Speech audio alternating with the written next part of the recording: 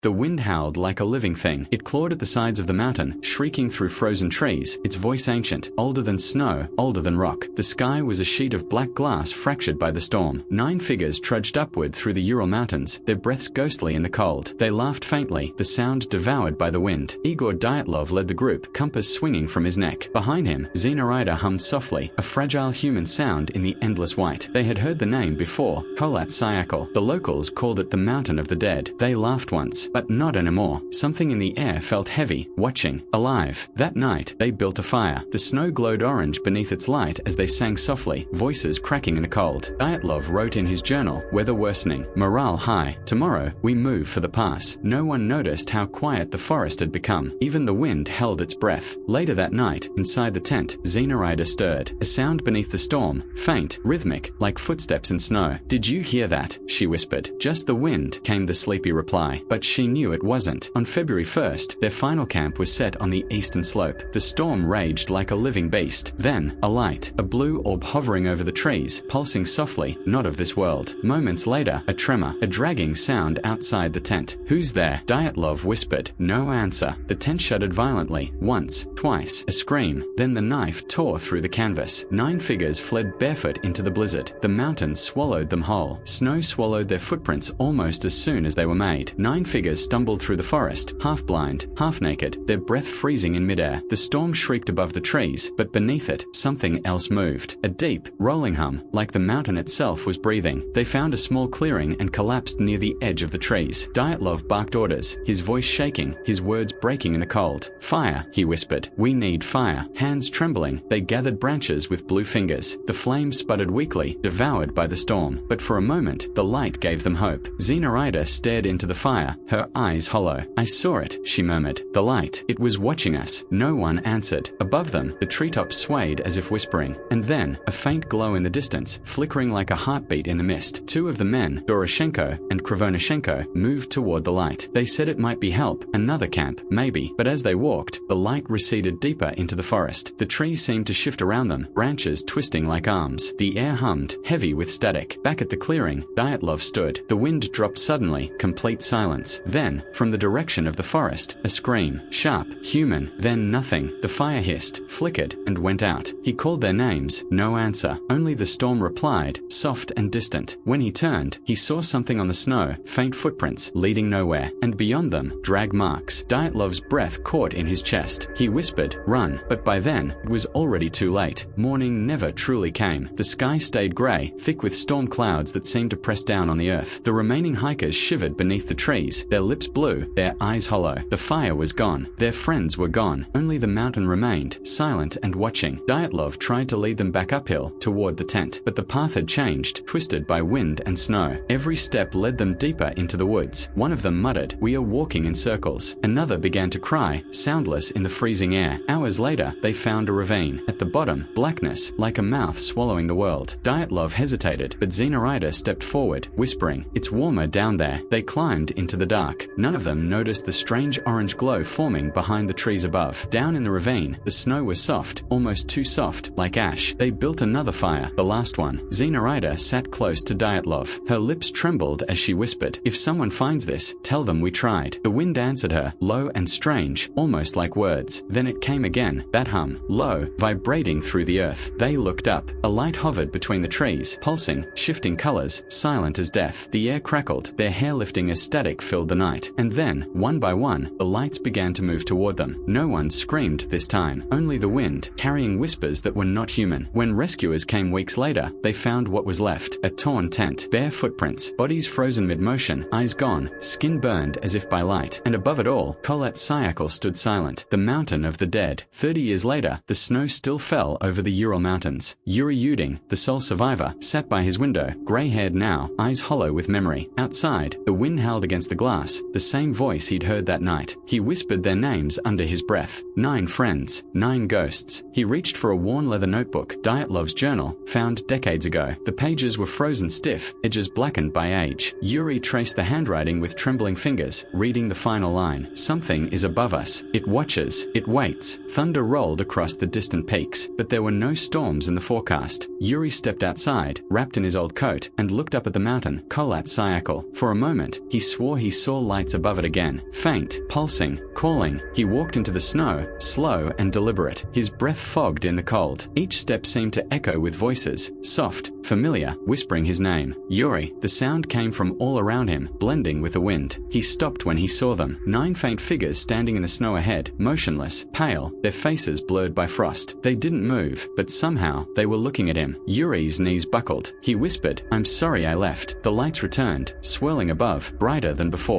The air hummed like the mountain was alive again, and when rescuers came the next morning, they found only his footprints, ending halfway up the slope. The wind erased the rest. Decades passed. The world forgot the names carved into the ice, the stories buried under snow. But Kholat Syakhl did not forget. The wind still held there, the same unholy voice that had called them long ago. Some said the mountain was alive. Others whispered it was cursed. Rescue teams still came, year after year. Each time, they found nothing. No new footprints, no sound but the wind. Yet every radio signal near the pass carried faint interference, a pulse that matched a heartbeat. At night, locals in the nearest village claimed they could see lights above the peak, silent, blue, drifting like souls trying to escape. But when anyone climbed closer, the lights vanished. Only the wind remained. Deep beneath the snow, where no sunlight has ever reached, their belongings still lie frozen in perfect silence. A torn camera, a broken compass, a single boot, and a journal page that reads only one word: light. Sometimes, when the wind is just right, you can still hear them, laughter echoing faintly across the slopes, young voices carried by the storm, forever walking toward the past they never left. The mountain stands alone, silent, eternal. The snow moves like breath, and somewhere beneath it, the wind whispers, not words, but names. The dead are never gone. They're just waiting. It began again, 60 years after the incident. A team of researchers set camp near Kholat Syakhl, seeking truth where others found only silence. They brought new equipment, drones, scanners, radiation meters, but the locals refused to guide them. They said, the wind has started speaking again. That night, one of the researchers, Lena, heard something. At first, just the wind. Then, voices, soft, familiar, calling her name. She stepped outside, her breath freezing midair. The forest seemed to move, like it was breathing. The instrument spiked, magnetic interference, radiation surges. Lights flickered across the snow, circling the camp like ghosts. Drones malfunctioned. Cameras froze. The temperature dropped 10 degrees in seconds. Then the wind stopped completely. Lena lifted her camera. Through the lens, she saw them, faint human shapes moving through the storm. 9 of them, faces blurred, eyes hollow, walking in slow, impossible motion. Her breath hitched. They were walking uphill. She tried to call for help. No signal. Every radio, every device, dead. Then she heard something from inside her tent. A soft whisper. We never left. By morning, the camp was empty. Equipment half buried in snow, tents torn open from the inside. The only sign left was a single word etched into ice near the fire pit. Light. The same word found decades ago. Days after the research team vanished, a rescue unit arrived at Kholat Syakhl. They found the camp buried in silence. No footprints, no bodies, only strange heat signatures deep below the snow, as if something alive moved beneath the ice. One of the rescuers descended into a fissure where the readings were strongest. The walls glowed faintly, like veins under pale skin. At the bottom, he found a cavern, enormous, ancient, filled with frozen remains. Human, animal, unknown, and in the center, a shape that pulsed, slow and alive. He raised his flashlight. The beam reflected off something metallic, a fragment of Dyatlov's compass, still frozen beside the shape. Then, movement. The ice cracked. A low vibration filled the air, like breathing from below the world. The rescuer's radio burst alive with static, voices overlapping, old and new, male and female, whispering in a single tone. We never left. We only woke. The sound grew until it wasn't sound anymore, just pressure, like the mountain exhaling. The mountain trembled. Snow cascaded from its peaks, and deep within, light erupted, a silent explosion beneath the surface. For a heartbeat, the entire pass glowed like dawn. Then darkness returned, and the wind began to howl again. Weeks later, satellite images showed something new, a perfect circle of melted snow at the summit. In the center, a single tent stood, untouched, old, marked with frost. Inside, 9 sleeping bags, all occupied, and the wind whispered, "Welcome back."